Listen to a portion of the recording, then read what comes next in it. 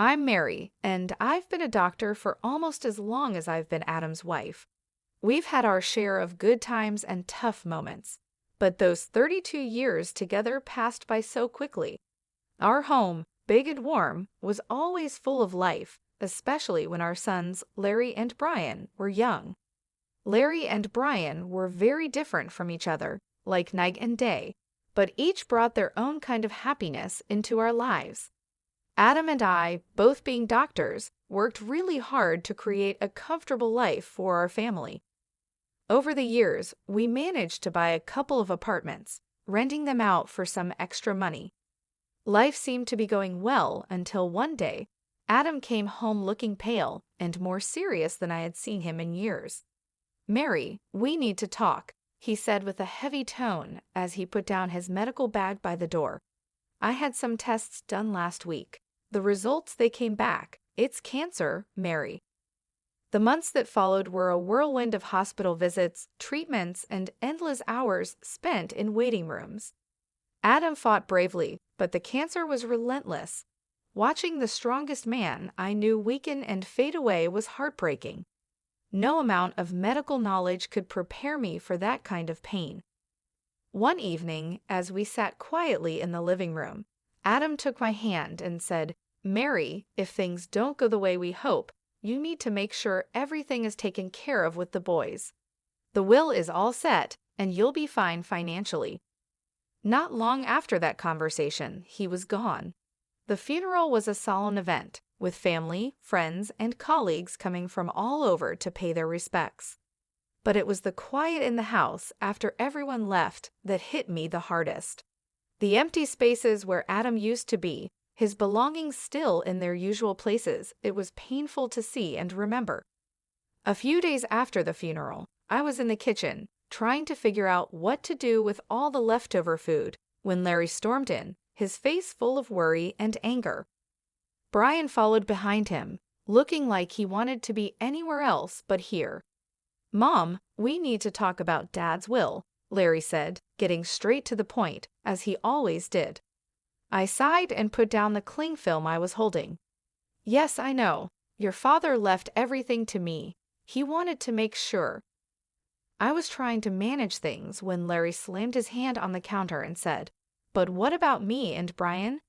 We're his sons. It's not fair that we get nothing." Brian stepped in, trying to calm things down. "Larry, let's not rush into this. Mom's still grieving, and we can sort this out without fighting." Larry shot him a look and said, "It's easy for you to say. You're not thinking about the future like I am." I leaned against the counter, feeling the weight of their stares. "Your father and I built this life together, and he trusted me to take care of things. But I understand what you're saying, Larry. It's not my intention to leave you out." "So what then?" Larry asked, crossing his arms and raising his voice. "Do we just wait until you decide it's the right time to give us our share?" "Larry, watch your tone," I snapped, my patience wearing thin. "I am still your mother."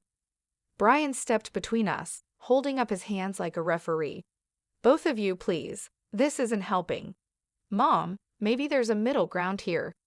I nodded and rubbed my temples, thinking it over. "Okay, here's what we can do. The apartment's your father, and I invested in the ones downtown," I started, but Larry interrupted. "Yes, those." I gave him a look that told him to be quiet for a moment. "I was thinking you each take one.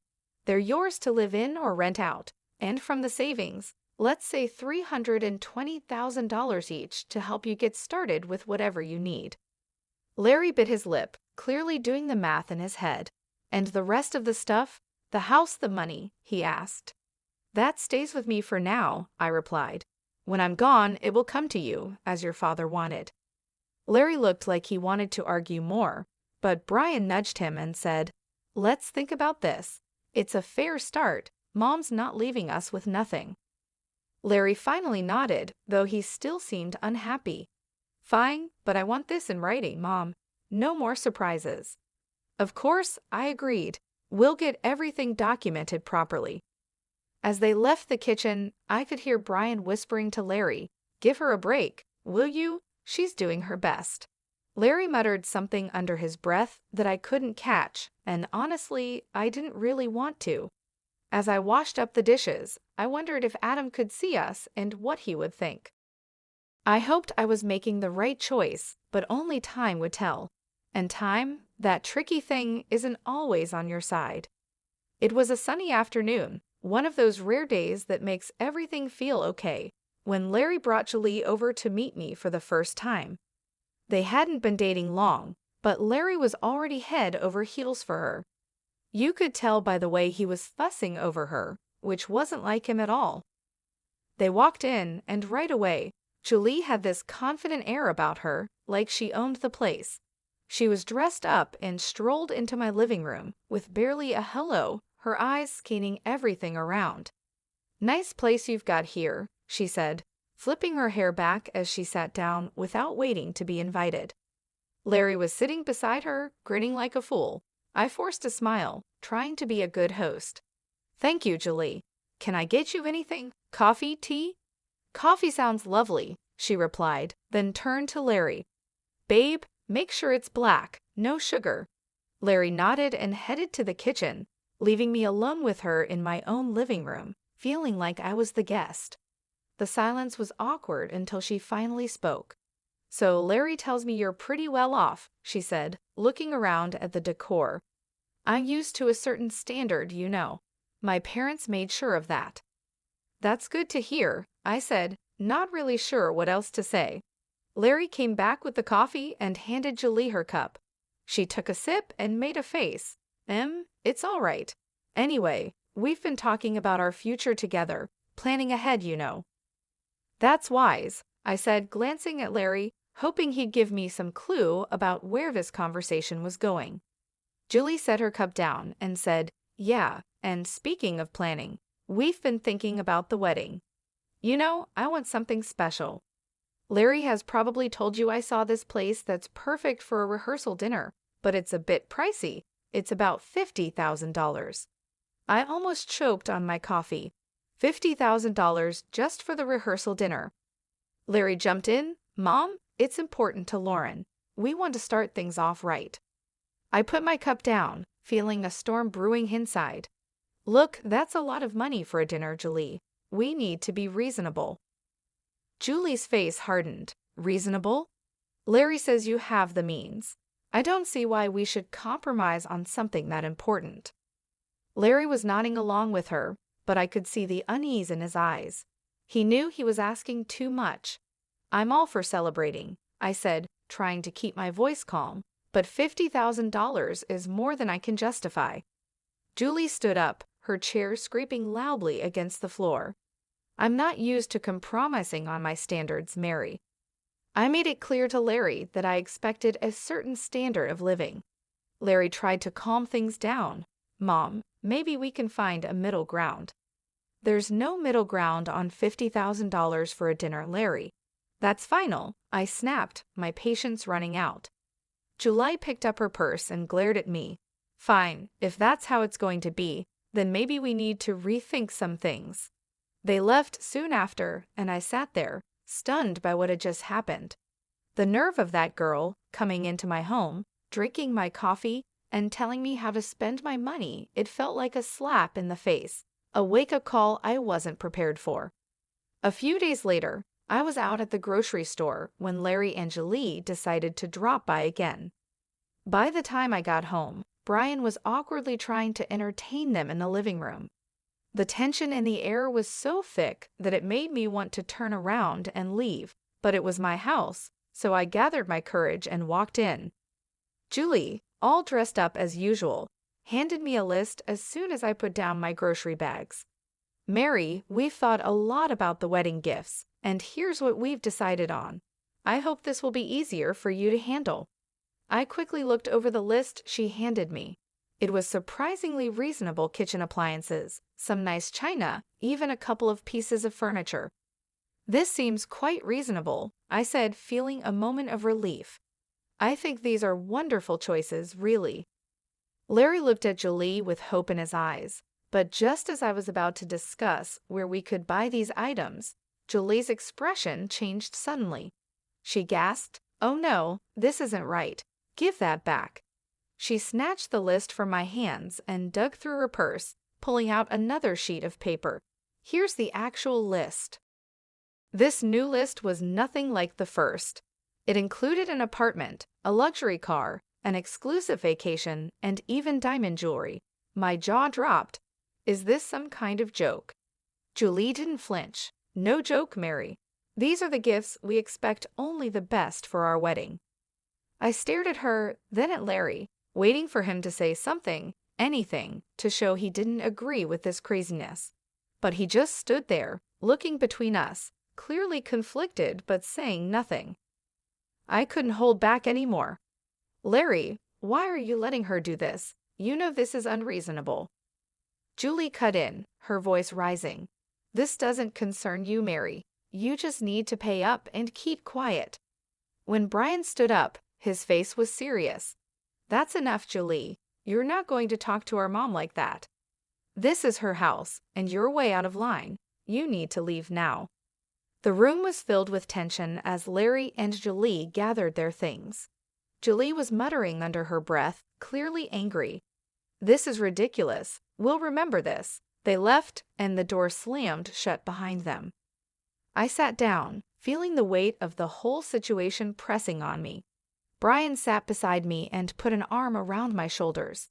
"We'll figure this out, Mom, but you can't let them push you into giving more than you can or should. It's not right." He was right, of course, but as I sat there with my son, I couldn't help but worry about Larry. How had things gotten so out of hand? How could he not see what this was doing to our family?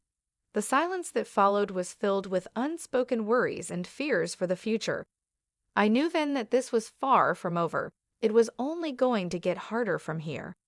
In the weeks that followed, I received constant phone calls from Larry. Each one was more demanding than the last, his tone desperate and sometimes almost frantic. "Mom, you don't understand. I can't look poor next to Lauren's family," he'd argue, his voice cracking with stress. "You have the money. Why can't you just help me out here?" I sat at the kitchen table, phone pressed against my ear, feeling a knot in my stomach. "Larry, it's not about the money. It's about living within your means. Lauren's expectations are too high, and you can't keep up with them without going into serious debt." He'd scoff, his frustration boiling over. "What do you know about it?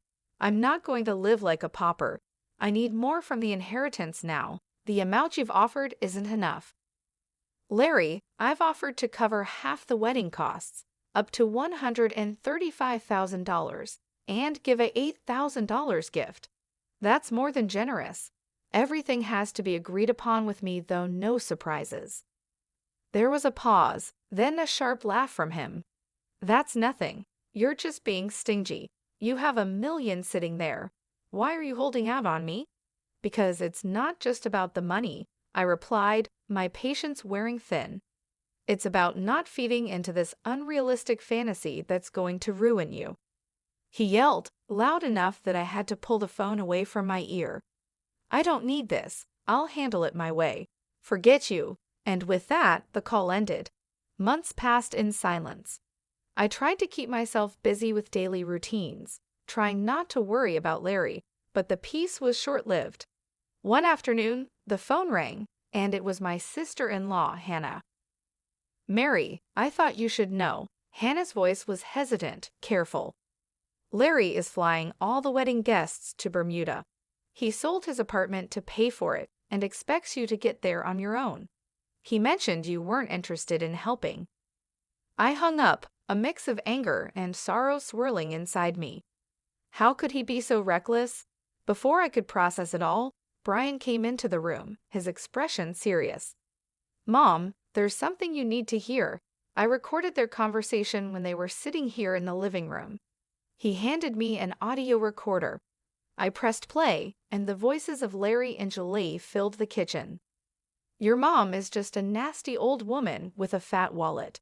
We need to squeeze as much as we can out of her and then cut her off," Julie's voice said coldly. Larry's voice responded, just as chilling. "Whatever it takes, Lauren. I'm not going to let her control us. If it comes down to it, I'll kick her out in her underwear." I turned off the recorder, my hands trembling. Hearing my own son speak like that about me, his mother, was too much. The room spun as I tried to understand the depth of his betrayal. Deciding to fly to Bermuda wasn't easy, but Brian was by my side, both of us tense but determined to face whatever awaited us. When we landed and approached the venue, I was taken aback by the sheer extravagance of it all, flowers everywhere, lights strung like stars across the evening sky, and music floating in the air. As we walked into the gathering, I spotted Larry and Julie mingling with the guests. They looked like the perfect couple, all smiles and laughter. My heart ached to see my son so lost in this artificial paradise. Before I could take another step towards them, Julie spotted us. Her smile vanished, replaced by a scowl as she marched over, her high heels clicking angrily against the stone pathway. "You shouldn't be here," she hissed, stopping just inches from me, her voice loud enough to draw attention. "This is my day, and you're not welcome." I was stunned, but before I could respond, her parents, who had overheard everything, came over.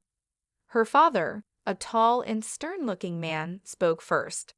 "Julie, that is no way to speak to your guest, especially not to Larry's mother." His tone was firm, and it made her cheeks flush with embarrassment. Her mother, looking just as upset, turned to me with an apologetic smile. "Mary, please come with us. Let's find you a place to sit." They guided us away to a table at the edge of the setup. It was clear that this spot was an afterthought, with no proper setting. The ceremony started soon after, with speeches that felt empty given the tension.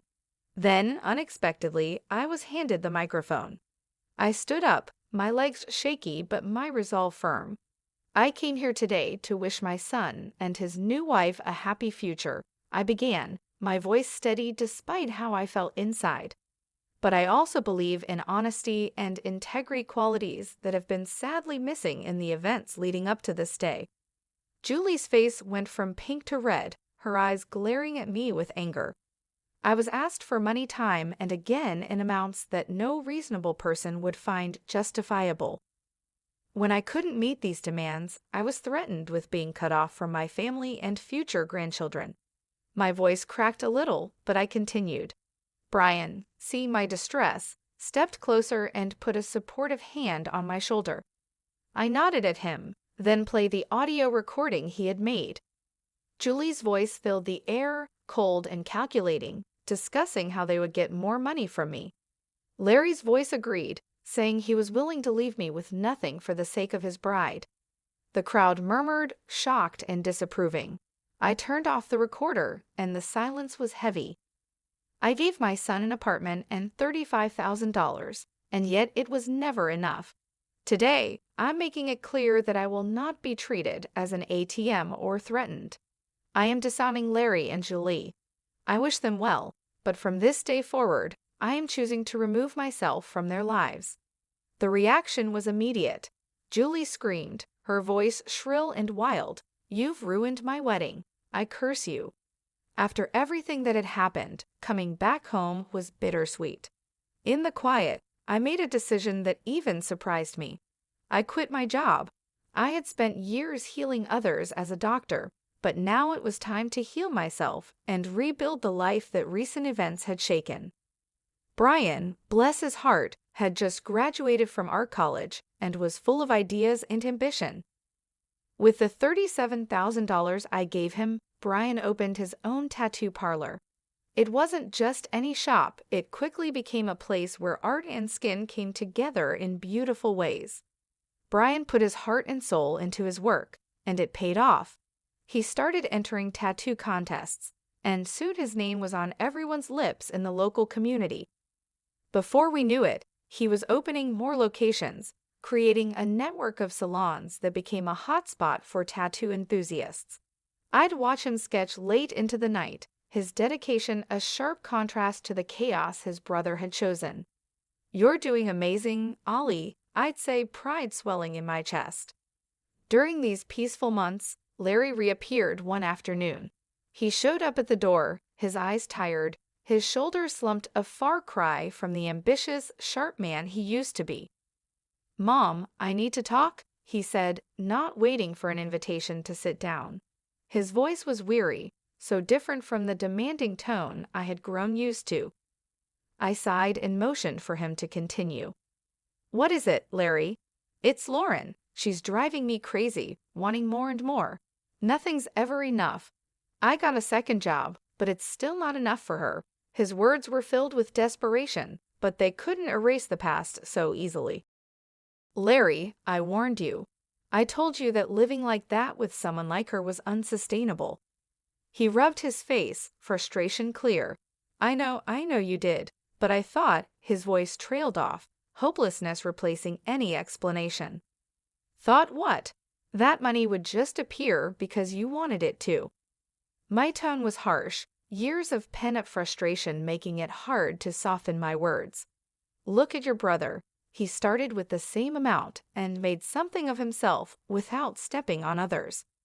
Larry bristled. "Yeah, well, not everyone's like Brian, are they? I have rights to the inheritance too, remember? And when you're gone, it'll come to me." That was the last straw. "Get out, Larry," I said, my voice cold and firm. "And don't come back. Not this time. You chose your path." His jaw tightened, and for a moment, I thought he might argue, but then he turned and walked out, the door slamming shut behind him. As I stood in the silence that followed, Brian came downstairs, having heard the last part of our exchange. "Are you okay, Mom?" he asked. I nodded, wrapping my arms around him. "I am now, thanks to you. Let's just focus on the good we can do and the life we can build." He hugged me back, his presence a comforting reminder that not everything was lost in that moment. I knew that despite the hardships, the journey was still worth it. We had each other, and that was enough to keep moving forward. After the storm with Larry had passed, our home settled into a calm I hadn't felt in years. It was during this peaceful time that Brian brought someone special home. Her name was Joyce, and she was everything Jolie wasn't: kind, humble, and genuinely caring. As the weeks turned into months, their relationship grew stronger, and soon they announced their engagement. The wedding was nothing like Larry's extravagant affair. It was a simple, heartfelt ceremony in our backyard. Flowers from the garden, homemade decorations, and a small group of close friends and family made the day perfect. During the reception, I pulled Brian aside and said, "You've chosen a wonderful woman," my voice thick with emotion. He squeezed my hand and replied, "I learned from the best," giving me a knowing look. Life moved quickly after that. They sold the apartment I had given Brian, added some of their savings, and bought a small, cozy house just a few miles away. One sunny afternoon, while we were having tea in their new living room, Joyce shared some exciting news. "Mary, we're expecting twins," she announced, her eyes shining with joy. I nearly dropped my cup, overwhelmed with happiness. "Twins? Oh my goodness, that's wonderful." Brian beamed, his pride evident. "We wanted you to be the first to know. We're really happy, Mom." "Twins," I repeated, letting the words sink in. Grandchildren, it was a new chapter, one I was eager to begin. As for Larry, news from him was rare. The last I heard, he had divorced Julie. She had taken nearly everything in the split, leaving him to start over in another city. Despite the pain he had caused, it hurt to know he was out there somewhere, struggling because of his choices. One evening, as I sat looking through old photo albums, Brian came and sat beside me. He noticed a picture of Larry and me from years ago. "Do you ever hear from him?" he asked softly. I shook my head. "No, after everything, he's chosen his path, and I have to respect that, even if it breaks my heart." Brian put an arm around me. "He's still my brother, Mom. Maybe one day he'll come around." Maybe, I agreed, though I wasn't really sure if he ever would. I believed it too, but for now, we have plenty to keep us busy, especially with those twins on the way. Brian chuckled, "Yeah, you're about to be the busiest grandma in town." We both laughed, and the sound filled the room with warmth. Despite the past, despite the mistakes and heart attacks, This moment with Brian felt like everything was exactly as it should be. Life was moving forward, and so were we, with new hopes and dreams.